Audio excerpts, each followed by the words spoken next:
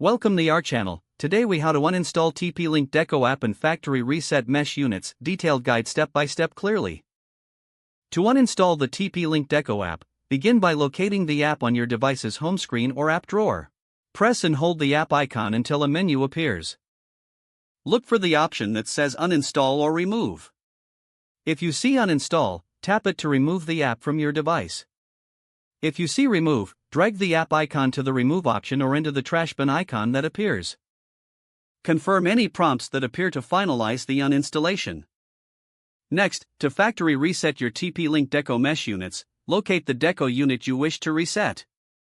Find the reset button, usually located on the bottom or back of the device. Using a paperclip or a similar pointed object, press and hold the reset button for about 5 to 10 seconds. Observe the LED light on the Deco unit. It should start blinking orange, indicating a successful reset. Once the LED light is solid red, the device has completed the factory reset process. Repeat the same steps for any additional Deco units you want to reset. After resetting, you can now set up your mesh network again using the Deco app if desired.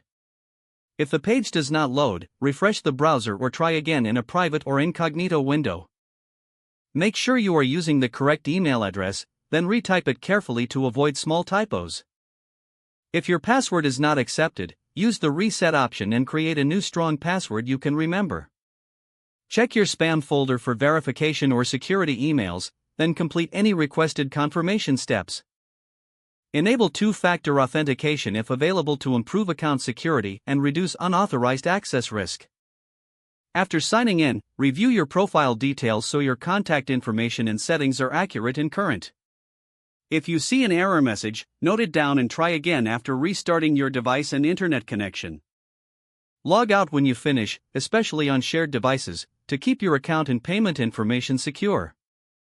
If the page does not load, refresh the browser or try again in a private or incognito window.